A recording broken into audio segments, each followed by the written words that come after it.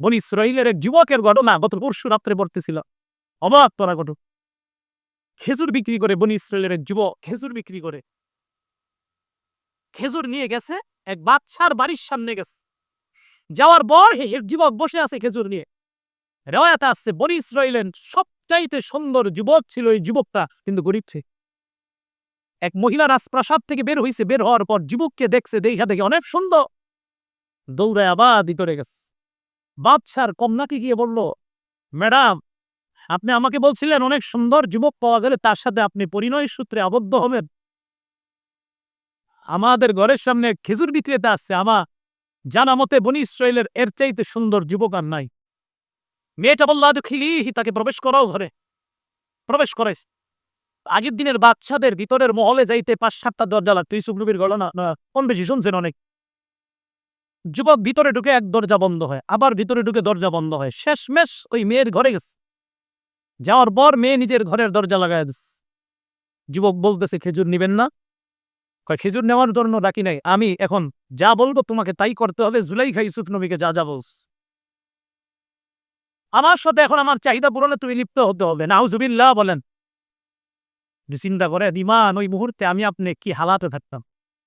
আমার ইমান নিয়ে আমি সন্দিহান, আপনাদেরটা জানি না। ওই মুহূর্তে যুবক বলে যে আমি আপনার চাহিদা পূরণ করব, এক শর্ত, আমাকে এক পাত্র অজুর পানি দেন। বলেন সুবহানাল্লাহ।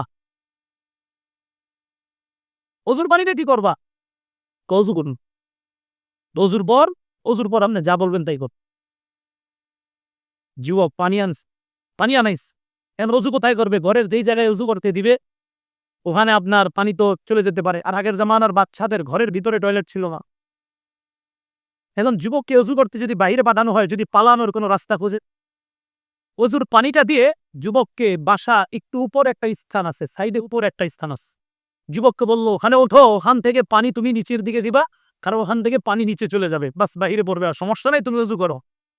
রেওয়ায়াতে এই জায়গাটার নাম আসছে জাউসাক। জাউসাক শব্দের অর্থ, আপনি ওলামায়ে কেরাম এখানে অনেকে আছেন, দেখবেন কসরুন সগীর, ছোট বড় শখকে জাউসাক বলা হয়।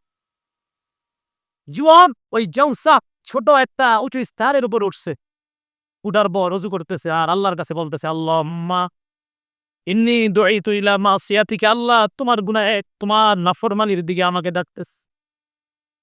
আল্লাহ আমি এখন কি করব আমার জানা নাই। যুবক অজু করতে করতে হঠাৎ মাথার মধ্যে আসছে একটা উপায় আছে, লাভ দেওয়া ছাড়া কোনো উপায় নাই।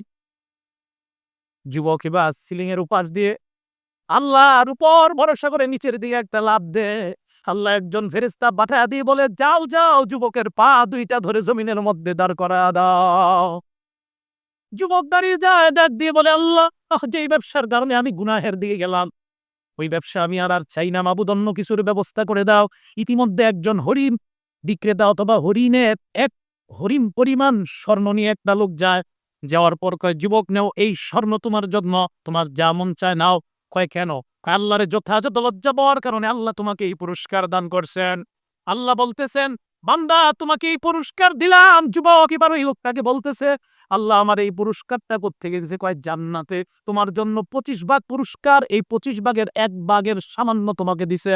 যুবক কয়, আমার পরিপূর্ণ পুরস্কার আমি জান্নাতে চাই, আমি দুনিয়ার মধ্যে 1 ভাগ পুরস্কারও চাই না।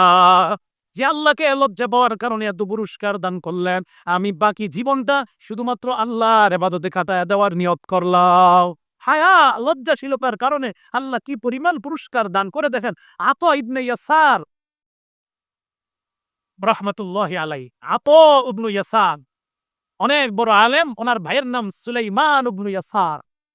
2 ভাই মদিনা থেকে বের হইছে মক্কায় হজ করতে যাবে। যাওয়ার সময় রাস্তার মধ্যে ওনাদের এক ভাই আতা ইবনে ইয়াসারের ছোট ভাই সুলাইমান ইবনে ইয়াসার, উনি ওনার সাথীরা সহ একটু বাইরে গেছে। আতা ঘরের মধ্যে একা তাঁবুর মধ্যে নামাজে দাঁড়াইছে। ইতিমধ্যে এক মহিলা পিছন দিয়ে এসে ডাকতেছে, কেউ আছেন ভিতরে সাহায্য করার মতো? আতা মনে করলেন মনে হয় কোন একজন বিপদে পড়ছে, তাড়াতাড়ি আউ জাযাফিস সালাহ, এই ঘটনাটা শাইখুল ইসলাম ইবনে তাইমিয়ার ছাত্র আল্লামা ইবনুল কাইয়্যিম রাহিমাহুল্লাহ উনি আনছেন এই ঘটনাটা। তিনি বলেন যে উনি এভাবে নামাজের মধ্যে দাঁড়ায় নামাজ সংক্ষিপ্ত করলেন। নামাজ সালাম ফিরানোর পর বলতেছে, জি বলেন আপনার কি সহযোগিতা দরকার? বলল, আমার জৈবিক চাহিদা পূরণ করা দরকার। নাউজুবিল্লাহ বলেন। হাতও কয় এটা আপনি কি বললেন? ইলাই কি আগ্নি, যান এখান থেকে। মহিলা জোর জবরদস্তি করা শুরু করছে, আতা কান্না শুরু করছে। ইতিমধ্যে ওনার ছোট ভাই সুলাইমান আসছে, আইসা থেকে ভাই কান্দে, সামনে মহিলা একটা, সেও কান্দেছে, ভাইও কান্দা শুরু করছে। একটু পরে সফরে সব সাথী আসছে, আসার পর দেখে আমাদের শায়েক কান্দে, এরাও কান্দতেছে, কিল্লে কান্দতেছে নিজেরাও জানে না। মহিলা এখান থেকে চলে গেছে। কারো সাহস হইল না হযরতে আতাকে জিজ্ঞাসা করি, আপনি কেন কানলেন? আমরা কেন কানলাম? কোনো কথা নেই, কিন্তু শুধু কানছে তাই কানছে সব। অনেকদিন পর এই দুই ভাই আপা এবং সুলাইমান কোন এক শহরে রওনা করছে, ঘুমাইছে রাতের বেলা। হঠাৎ আতা লাফ দিয়ে উঠছে। সুলাইমান বলছে, ভাইজান কিছে আপনার? দেখে কাঁদতেছে আপা। ভাইজান আপনি কাঁদতেছেন কেন? বলতেছে, তোমাকে বলি তুমি কাউকে বলবা না তো? কয় না। কয় মনে আছে সেদিন এক মহিলা আসছিল, মহিলাও কাঁদতেছিল, আমিও কাঁদতেছিলাম, তোমরাও কানলা? কয় হ্যাঁ। কয় এই মাত্র আমি স্বপ্নে দেখলাম অনেক মানুষের মাঝে আমি ওই জায়গায় আল্লাহর নবী হযরত ইউসুফ আলাইহিস সালাতু ওয়াস সালাম আসছে। তো আসার পর কোনাকে দেইখা এত সুন্দর উনি, আমি চিন্তা করলাম যেই কোনো নারী তো তাকে দেখলে পাগল হবেই। উনি কিভাবে নিজের সতীত্ব হেফাজত করলেন, কত কষ্ট হইছে ওনার। এই জন্য আমি স্বপ্নে কান্না শুরু করছে। ইউসুফ নবী আমার দিকে তাকায় বলে, কি ব্যাপার, কান্না করো কেন? আমি বললাম, আল্লাহ নবী আপনি কত না কষ্ট পেয়েছিলেন সেদিন নিজের ঈমান হেফাজত করার জন্য। আপনার এই হালাত আমি চিন্তা করে করে এখন কাঁদতেছি। ইউসুফ নবী কয়, তুমি আমার হালাত দেখে কান্না করতেছো? তুমিও তো কম না, শেষ নবীর উম্মত, তুমি নবী না।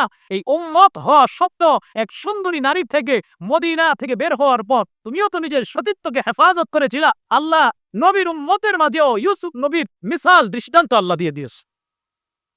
হযরত আতা কয়, এই জন্য আমি কান্না করতেছি, খুশিতে তুমি কাউকে বলবা না। এই উম্মতের মাঝে ইউসুফ নবীর সাদৃশ্য আছে, আল্লাহ রেখে দিয়েছেন। এখন বলেন তো, লজ্জাশীল আমাদের হওয়া উচিত কি উচিত না? তাহলে দিনের ক্ষেত্রে কিন্তু আবার লজ্জা করা যাবে না। হুজুর দিনের ক্ষেত্রে বলতে দিনের মাসালা জিজ্ঞাসা করার ক্ষেত্রে দলিল আম্মাজান আয়েশা বলে, নিয়ামান নিসাউ নিয়ামাল নিসাউ নিসাউল আনসার লাম ইয়ানাহুনা আল হায়া ওয়া ইয়াতাফাক্কাহনা ফিদ-দ্বীন। আনসারী নারীরা তারা অনেক উত্তম নারী। কয় কেন? কয় লজ্জা তাদেরকে দিনের ব্যাপারে মাসালা জিজ্ঞাসা করতে বাধা দেয় নাই। কয় নারীদের বিভিন্ন সিগন্যাল মাসালা তারা নবীর কাছে জিজ্ঞাসা করছে। এখানে যদি লজ্জা করতো অনেক মাসালা জানা যাইতো না। হযরত উম্মে সালামা নবীজির বিবি, এই উম্মে সালামা থেকে বর্ণিত হযরত আবু তালহার বিবি উম্মে সুলাইম নবীর কাছে আসছে মাসালা জিজ্ঞাসা করার জন্য। হযরত উম্মে সালামা এমন এক মাসালা উম্মে সুলাইম এমন এক মাসালা জিজ্ঞাসা করছে। আবু তালহার বিবির নাম উম্মে সুলাইম, নবীজির বিবির নাম উম্মে সালামা। আবু তালহার বিবির নাম উম্মে সুলাইম, দেশ লাগাবেন না। আর নবীর বিবির নাম উম্মে সালামা। তো উম্মে সালামার সামনে প্রশ্নটা করছে উম্মে সুলাইম নবীজি।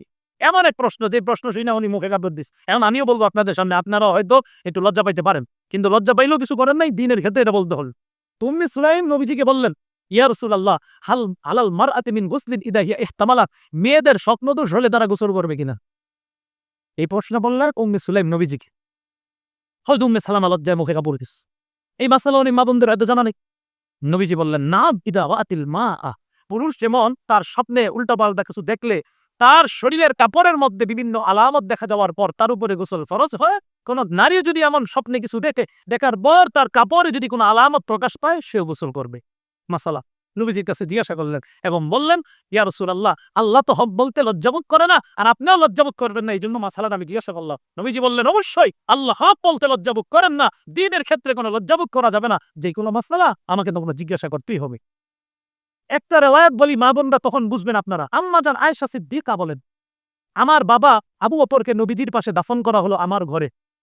তাহলে আমার ঘরের মধ্যে দুইজনের কবর, আমার বাবা এবং আমার স্বামীর। বুঝছে, কবর কিন্তু তিনজনের, প্রথমে দুইজনের।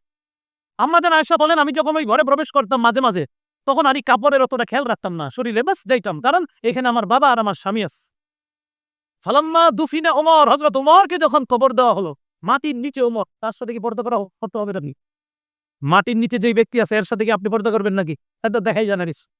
তো কল ফালাম্মা দুফিনা ওমর, ওমরকে যখন কবর দেওয়া হলো, এরপর যখন আমি আমার ঘরে প্রবেশ করতাম, ওয়ানা মাশদুদাতুন আলাইয়া বিসিয়াব, আমি নিজের উপরে কাপড় দিয়ে সুন্দরভাবে পর্দা করে আমি ঘরে প্রবেশ করতাম। হায়ান লি উমর, হযরত ওমরকে লজ্জা পাওয়ার কারণে, মোরা ওমরকে লজ্জা পাওয়ার কারণে।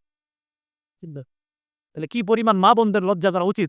মা বোন যারা আছেন, মেহেরবানি করে একটা রিওয়ায়াত খালি মনে রাখবেন, নবীজি বলছেন এমন কিছু নারী, যে নারীগুলার খোপা, চুলের খোপা হবে উটের কুচের মতো।